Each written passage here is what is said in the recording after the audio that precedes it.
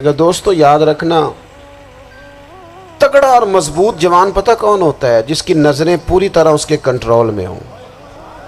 یہ علامت جوانی ہے۔ جس آدمی کا پوری طرح، دو لوگ دنیا میں کبھی کوئی کارنامہ سر انجام نہیں دے سکتے، ایک جو حرام کھاتا ہو، ایک جس کی نظر ناپاک ہو۔ محمد بن قاسم جب یہاں آئے تھے نا، تو ایک دن بڑے پریشان تھے، تو ایک بزرگ کہنے لگے آپ کیوں پریشان ہیں؟ کہنے لگے راجہ دہر سے مقابلہ ہے اور ہماری فوج تو سندھ کے رستے بھی نہیں جانتی، زبان بھی نہیں جانتی، لڑیں گے کیسے؟ 2-4 دن کے بعد ان بزرگوں کی دوبارہ محمد بن قاسم سے ملاقات ہوئی تو بڑے خوش تھے۔ کہا اب آپ کیوں خوش ہیں؟ کہنے لگے وہ میرا مقابلہ نہیں کر سکتا، میں نے تحقیق کر لی ہے۔ کہا کیوں؟ کہنے لگے نظر کا گندہ ہے، اور جو نظر کے گندے ہوتے ہیں وہ میدانوں میں ٹھہرا نہیں کرتے۔ میدان کے لیے نکلنے کے لیے پاک جوانی کی ضرورت ہوتی، تطہیر مزاج ہونا ضروری ہوتا ہے، پاکیزہ افکار اور سچی اور سچی ستھری سوچوں کا ہونا ضروری ہوتا ہے۔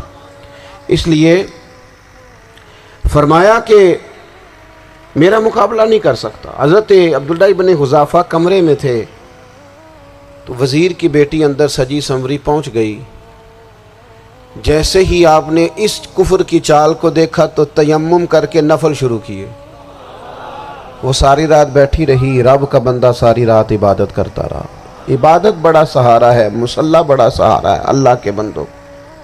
صبح دروازہ کھولا، وزیر نے اپنی بچی سے پوچھنا چاہتا تھا رزلٹ کیا نکلا، تو وہ کہنے لگی پیچھے ہٹ جا، اب تیرا میرا تعلق کوئی نہیں، میں نے نبی پاک کا کلمہ پڑھ لیا۔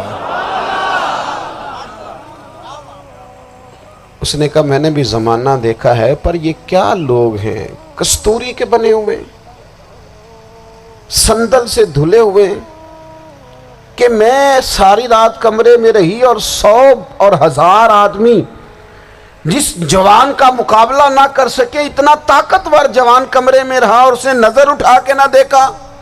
او کچا رنگ للاری والا جڑا چڑھدا تے لیندا رہندا ہے، اے عشق تیرے دا رنگ محمد چڑھیا پھر نہیں لیندا۔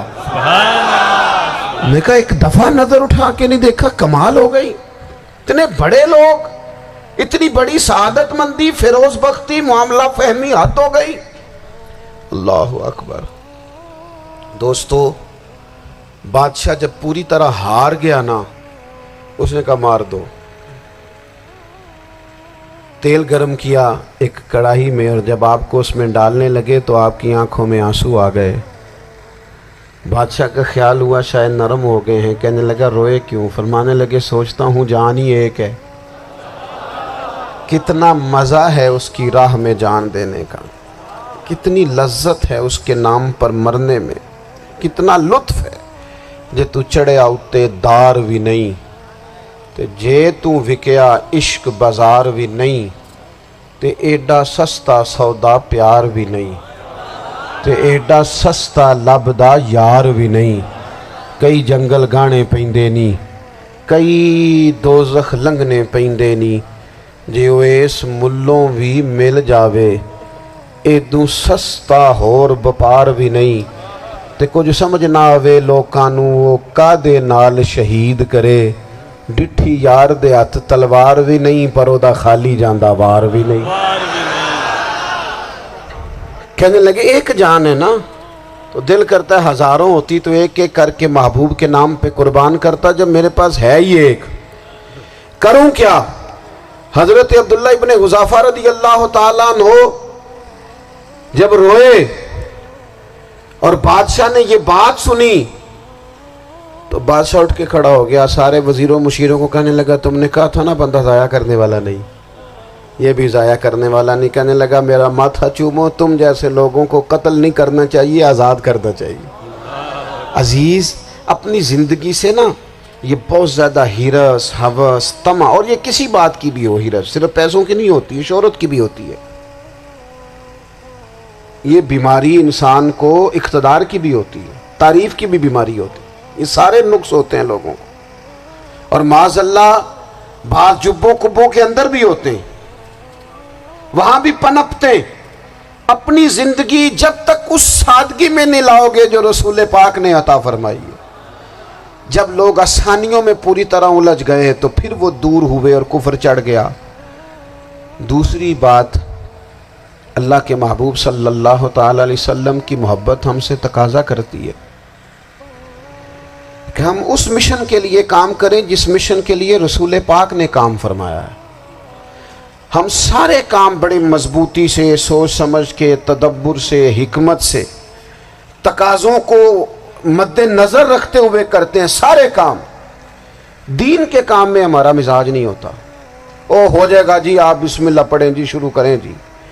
آپ تقاضوں کو سمجھیں، چیزوں کو دبائیں نہیں، چیزوں پر غور کریں۔ کسی کے ذہن کی سطح پر سوال ابھرتا ہے، اس کا تسلی بخش جواب دیں۔ اپنی زندگی میں دین کے کام کے لیے اپنے آپ کو وقف کریں، اور دین کے کام کے بہت سارے پہلو ہیں۔ ہزاروں لوگوں کو قرآن پاک ٹھیک پڑھنا نہیں آتا، ہزارہ لوگ ہیں جو قرآن مجید کے مطالب سے آگاہ نہیں ہیں، دین کی بنیادی ضروریات سے لوگ نابلد ہیں۔ میں آپ کو کس طرح یہ بات سمجھاؤں کہ ہزاروں کی تعداد میں طلاقیں اس لیے ہوتی ہیں کہ مردوں کو طلاق کے مسئلے نہیں آتے، انہیں پتہ نہیں ہے کہ مجھے حقوق زوجین کے معاملے میں کیسے چلنا۔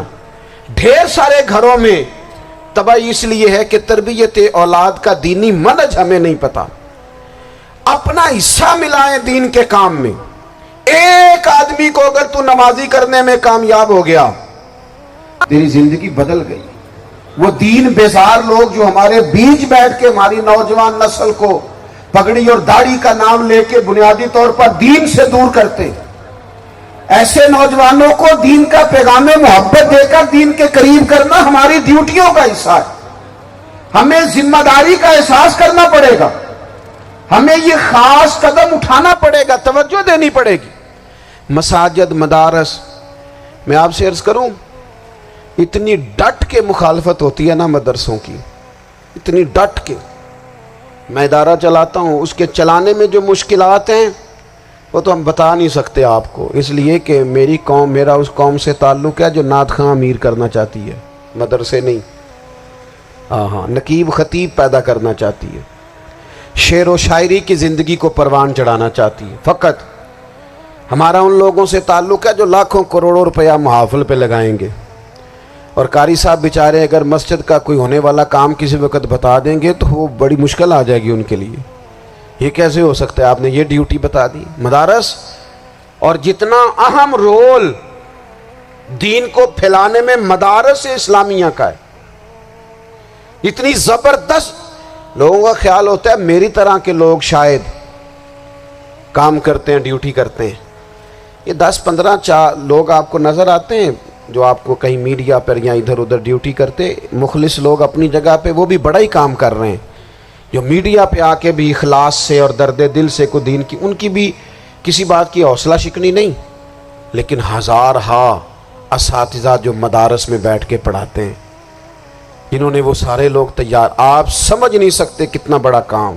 حفظ کا استاد جو ہوتا ہے نا، اس کی ڈیوٹی 24 گھنٹے ہوتی ہے، فجر سے پہلے، اور اس نے بچوں کو اٹھانا۔ تنخواہ تو ہم انہیں دینا نہیں نہ چاہتے جی، تنخواہ نہیں دے دی انہوں نے، ہمیں مولوی امیر نہ ہو جانا۔ مولوی نو تے سوٹ بھی 27ویں والی رات دے ہے تاکہ کدھر سوان کے عید والے دن پا نہ لوے، چونکہ 27ویں تو بات تے درزی پھڑتا ہی کوئی نہیں، کیوں حضرت؟ ایسے ہی ہے نا، اس وقت تو نہیں نہ لیتا۔ تو ہم چاہتے ہیں مولوی ہماری مرضی کے ہماری طرح کا سوٹ نہ پہن لے۔ مدارس کی مضبوطی، آپ یہ دیکھ لیں، یہ صلاح الدین ایوبی کا تعلق بھلا کس چیز سے تھا؟